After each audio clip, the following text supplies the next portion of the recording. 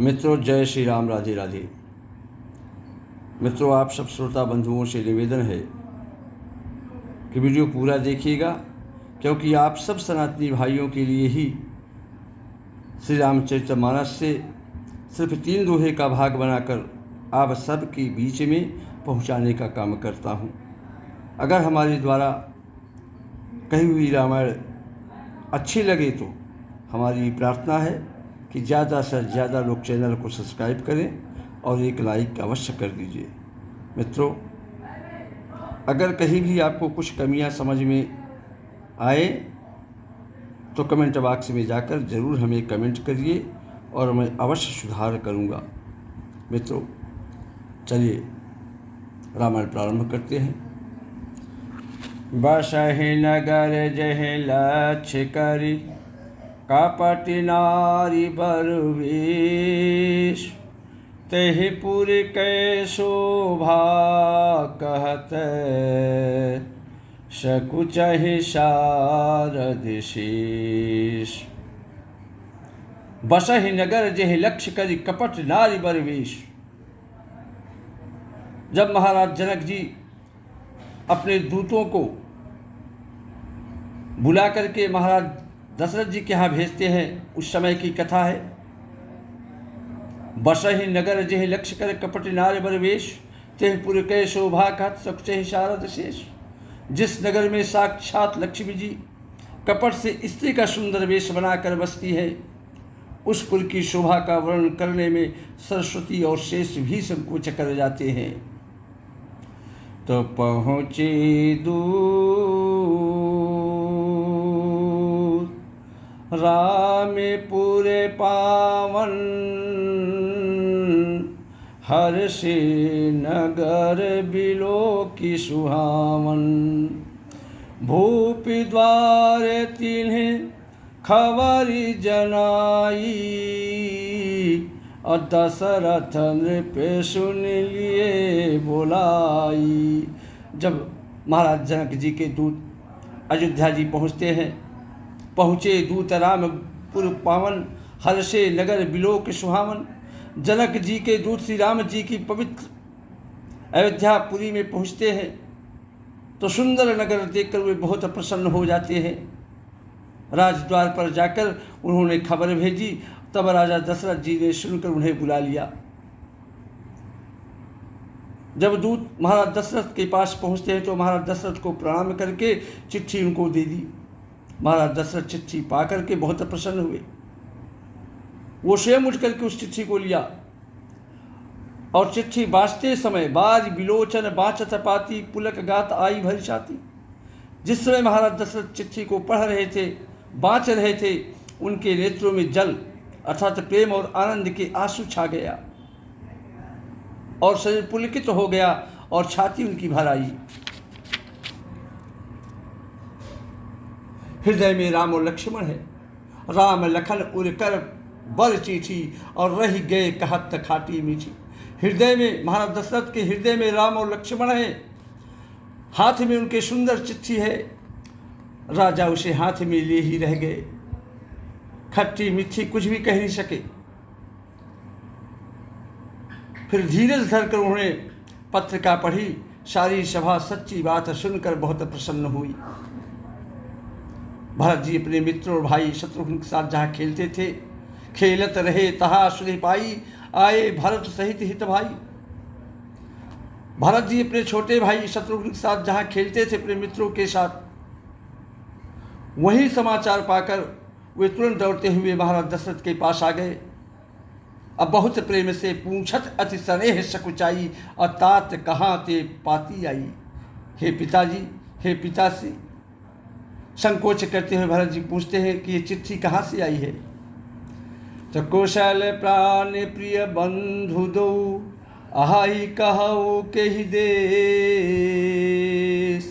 सुनि स्नेह साने बचन, बाची बहुरी नरेश। हमारे प्राणों से प्यारे दोनों भाई, भरत जी कह रहे हैं, कुशल प्राण प्रिय बंधु दो, वहाँ कहु के देश। अरे हमारे प्राणों से प्यारे दोनों भाई, कहिए सकुशल तो हैं और वे किस देश में हैं। सुन स्नेह सारे बचन बाची बहुरी नरेश। स्नेह से सने हुए वचन सुनकर महाराज दशरथ फिर से चिट्ठी को पढ़ी तो सुन पाती पुल के दो भ्राता अधिक स्नेह समात न गाता। प्रीत पुनीत भरत कै देखी असकल सभा सुख लहु विषेखी। सुन पाती पुल के दो भ्राता, चिट्ठी सुनकर दोनों भाई पुलकित हो गए। स्नेह इतना अधिक हो गया कि वह शरीर में समाता नहीं था। भरत जी का पवित्र प्रेम देखकर सारी सभा ने विशेष सुख पाया। तब राजा दूतों को पास बैठाकर मन को हरने वाले मीठे वचन बोले, मधुर मनोहर वचन उचारे। भैया भैया कहु कुशल दो बारे, तुम नीके निज नयन निहारे। कहो मेरे दोनों बच्चे कुशल से तो है, तुमने अपनी आंखों से उन्हें अच्छी तरह देखा तो है। श्यामले और गोरे शरीर वाले वे धनुष और तरकस धारण किए रहते हैं, किशोर अवस्था है। पहचानो तुम कहाँ स्वभाव, अप्रेम विवश पुनि पुनि कहराऊ। और विश्वामित्र जी के साथ हैं, तुम उनको पहचानते तो हो, उनका स्वभाव तो बताओ। राजा प्रेम के विशेष वश होने से बार बार इस प्रकार उन दूतों से पूछ रहे हैं। तो जा दिन ते मुनि गए लवाई, और तब ते आजु साच सुधि पाई। कहूँ विदेह कमन विधि जाने, और सुनि प्रिय दूत मुस्काने। भैया जिस दिन से मुनि विश्वामित्र उन्हें लिवा ले गए हैं, तब से आज ही हमने सच्ची खबर पाई है। कहो तो महाराज जनक जी ने उन्हें कैसे पहचाना। ये प्रिय वचन सुनकर दूत बहुत मुस्कराए और बहुत प्रसन्न हुए। दूतों ने कहा कि हे राजाओं के मुकुटमणि, सुनिए, सुनो महीपति मुकुटमणि तुम सम धन्य न कोऊ, और राम लखन जिनके तरह विश्व विभूषण दो। दूतों ने कहा कि हे राजाओं के शिरोमणि, सुनिए, आपके समान धन्य और कोई नहीं है। जिनके राम लक्ष्मण जैसे पुत्र हैं, जो दोनों विश्व के विभूषण हैं, आभूषण हैं। पूछन जो गुण तनय तुम्हारे, और पुरुष सिंह तिहुपुर उजियारे। और जिनके जस प्रताप के आगे, शशि मलिन रवि शीतल लागे। आपके पुत्र पूछ योग्य नहीं है महाराज।